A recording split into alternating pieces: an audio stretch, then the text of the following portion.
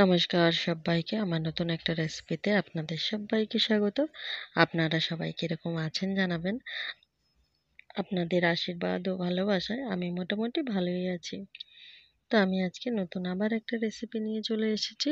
আপনারা দেখতে থাকুন, আশা করি আপনাদেরও খুব ভালো লাগবে। তো আজকে আমি বানাচ্ছি আমুদি মাছ, বেগুন, আলু, পেঁয়াজ কালি দিয়ে রেসিপি। তো আপনারাও দেখতে থাকুন, আর প্লিজ সবার কাছে অনুরোধ রইল, ভিডিওটা কেউ স্কিপ করে দেখবেন না, সবাই ফুল ভিডিওটা ওয়াচ করবেন। আমি এখানে আমুদি মাছটাকে কেটে ধুয়ে পরিষ্কার করে একদম নুন হলুদ মাখিয়ে নিয়েছি। আর নিয়েছি এখানে পেঁয়াজ কলি, পেঁয়াজ কুচি করে কেটে নিয়েছি বেগুন, আর নিয়েছি আলুগুলোকে এরকম ভাজার মতো কুচি কুচি করে কেটে নিয়েছি। আর যেহেতু এখানে পেঁয়াজ কালি, আলু, বেগুন দিলে 3 রকম হচ্ছিল, তার জন্য কিন্তু আমি অল্প করে একটু ফুল করে কেটে দিয়েছি। আপনারা এখানে যে কোনো সবজি দিতে পারেন। আমাদের তো 3 রকম সবজি, জানি না আপনারা এটা মানেন কিনা, তবে আমরা মানি যে কোনো সবজি কিন্তু 3 রকম রান্না করতে নেই। যে কোনো একটা সবজি একটু কেটে দিয়ে দিলেই হয়ে যায়। তো আমি তার জন্যই দিয়েছি। এবারে আমি কড়াইতে আগে কিছু মাছ ভেজেছিলাম, তো সেই মাছের তেলেতেই কিন্তু আমি আমুদি মাছগুলোকে ভেজে নিচ্ছি।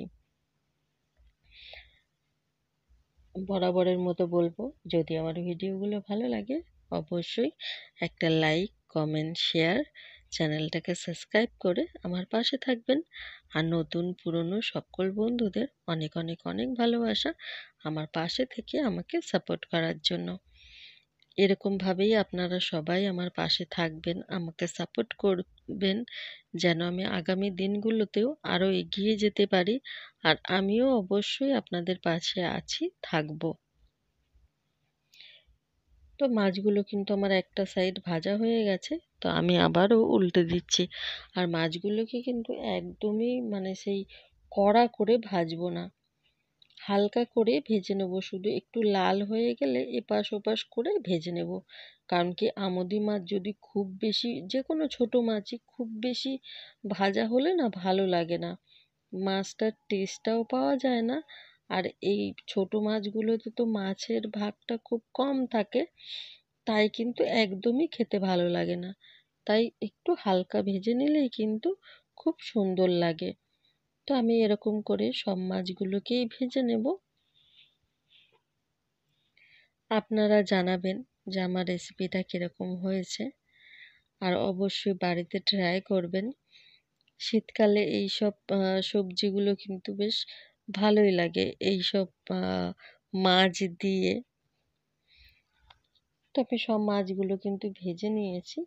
এবারে কড়াইতে একটু কালো জিরে ফোড়ন দিয়ে দিলাম, এর মধ্যে দিয়ে দেব এবার আমি পেঁয়াজ কুচিটা।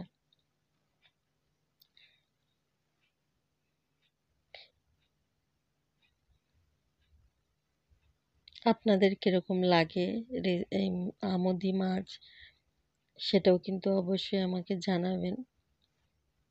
আমাদের তো বেশ ভালোই লাগে শীতকালে বেশ পেঁয়াজকালি টমেটো দিয়ে। আমি আজকে টমেটোটা দিইনি, যেহেতু আলু বেগুন দিয়ে করছি, তার জন্য টমেটোটা দিইনি। আলু বেগুন না দিয়ে যদি শুধু টমেটো চুনো মাছ দিয়ে করা হয় তাহলে কিন্তু খুব ভালো লাগে। তো আমি এবারে পেঁয়াজটা একটু নাড়াচাড়া করে নিয়ে এর মধ্যে দিয়ে দিলাম আলু। আলু আর পেঁয়াজটাকে কিন্তু এবারে পুরো ভাজা ভাজা করে নেব। আর একটু ঢাকা দিয়ে দিয়ে ভেজে নেব, তাহলে আলুটা সেদ্ধও হয়ে যাবে আর ভাজাও হয়ে যাবে। আর এরকম ঢাকনা দিয়ে যদি রান্না করা হয় তাহলে কিন্তু আমার কাছে মনে হয় টেস্টটাও খুব সুন্দর হয়। আপনারা কীরকম করে রান্না করেন সেটাও আমাকে জানাবেন। তো এবারে আমার আলুটা কিন্তু বেশ খানিকক্ষণ ভেজে নিয়েছি, এরপরে পেঁয়াজ কালিগুলো দিয়ে দিলাম। পেঁয়াজ কলিটা দিয়েও একটু ভাজা ভাজা করে নেব। বেগুনটা কিন্তু এখন দেব না, কারণ কি, যেহেতু বেগুনটা নরম জিনিস, তার জন্য বেগুনটা তো এখন যদি দিয়ে দিই পুরো সেদ্ধ হয়ে ঘেটে যাবে, তার জন্য কিন্তু বেগুনটা এখন দেব না। বেগুনটা একদম যখন কষানো হয়ে যাবে তারপরে আমি বেগুনটা দেব। তো আমি পেঁয়াজ কলিটা দিয়েও কিন্তু বেশ কিছুক্ষণ আলুটাকে ভেজে নিয়েছি পেঁয়াজ কলি। এবারে আমি এখানে দিয়ে দিলাম পরিমাণ মতো লবণ, দিয়ে দিলাম হলুদ গুঁড়ো, দিয়ে দিলাম ধনে গুঁড়ো, দিয়ে দিলাম জিরে গুঁড়ো। আর এখানে কিন্তু লবণটা অবশ্যই আপনারা আপনাদের পরিমাণ মতো বুঝে দেবেন। আর আমোদি মাছে দেখবেন লবণটা কিন্তু একটু বেশি লাগে, তো তার জন্য কিন্তু অবশ্যই লবণটা বুঝে দেবেন, না হলে দেখা যাবে বেশি হয়ে গেছে, তখন কিন্তু আর খেতে পারবেন না। আর আমি এখানে ধনে গুঁড়ো, জিরে গুঁড়ো এগুলো কিন্তু হাফ চামচ পরিমাণে দিয়েছি। হলুদ গুঁড়োটা হাফ চামচের একটু বেশি দিয়েছি, আর লঙ্কার গুঁড়োর পরিমাণটা কিন্তু আমি অনেকটাই বেশি দিয়েছি, কারণ কি আমরা তো একটু ঝালের পরিমাণটা বেশি খাই, তাই আপনারা ঝালটা পছন্দ মতো দিয়ে নিতে পারেন। আর এইসব রেসিপিতে একটু ঝাল না হলে কিন্তু ভালোও লাগবে না। তো সব মশলাগুলো দিয়ে একটু জল দিয়ে দিলাম, দিয়ে এবার একটু ভালো করে কষিয়ে নেব। যেহেতু এখানে শুকনো মশলাগুলো দিয়েছি, তাই জল দিয়ে একটু কষিয়ে না নিলে মশলার গন্ধটা যাবে না, তার জন্যই কিন্তু একটু জল দিয়ে কষিয়ে নেব, যাতে মশলার যে গন্ধটা আছে সেটা চলে যায়।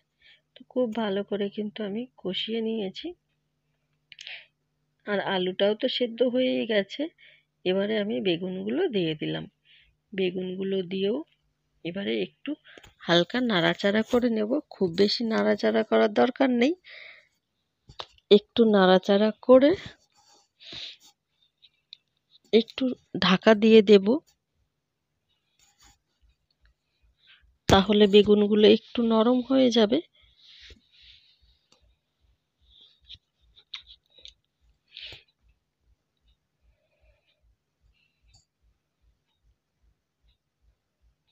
তো আমি কিন্তু ঢাকা দিয়ে দিয়েছিলাম, এবার ঢাকনাটা খুলে নিয়েছি, নিয়ে এবার এখানে আমি পরিমাণ মতো জল দিয়ে দেব। এটা তো একদমই ঝোল করব না, মাখা মাখা একটা রেসিপি করব, তার জন্য কিন্তু এখানে খুব বেশি জল দেব না, যেহেতু আলু বেগুন এগুলো কিন্তু সবই সেদ্ধ হয়ে গেছে। তো এখানে অল্প পরিমাণেই জল দেব।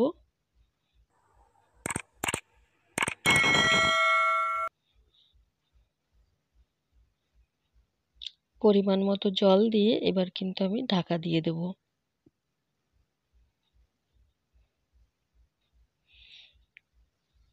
ঢাকা দিয়ে ঝোলটা যখন খুব ভালো করে ফুটে উঠবে, তখন কিন্তু আমি যে ভেজে রেখেছি মাছগুলো, সেই মাছগুলো দিয়ে দেব। দারুণ সুন্দর হয় কিন্তু এই রেসিপিটা, খুবই ভালো লাগে গরম ভাতের সঙ্গে। আমি এখানে ধনেপাতাটা দিতে ভুলে গেছিলাম, আপনারা যদি ধনেপাতা দিতে চান তাহলে কিন্তু ধনেপাতা দিতে পারেন। মাছগুলো দিয়ে দিয়েছি, এবার ওপর থেকে আমি কিছুটা কড়াইশুঁটি দিয়ে দিলাম, দিয়ে কিন্তু আবারও আমি ওই 2-3 মিনিটের জন্য ঢাকা দিয়ে দেব, যাতে ঝোলের সঙ্গে মাছটা খুব ভালো করে ফুটে ওঠে। 2-3 মিনিটের মতো ঢাকা দিয়ে রাখলেই কিন্তু একদম রেডি হয়ে যাবে। তো আমার রেসিপিটা কিন্তু একদমই রেডি হয়ে গেছে, আপনারা জানাবেন আপনাদের কীরকম লাগলো। দারুণ সুন্দর হয়েছিল কিন্তু রেসিপিটা, তো আপনারা অবশ্যই বাড়িতে ট্রাই করবেন। একদম রেডি হয়ে গেছে, এবারে আমি নামিয়ে নেব। তো সবাই ভালো থাকবেন, সুস্থ থাকবেন, সাবধানে থাকবেন। দেখা হবে আবার নতুন একটা ভিডিওর সাথে। ততক্ষণের জন্য নতুন পুরনো সকল বন্ধুদের অনেক অনেক অনেক ভালোবাসা।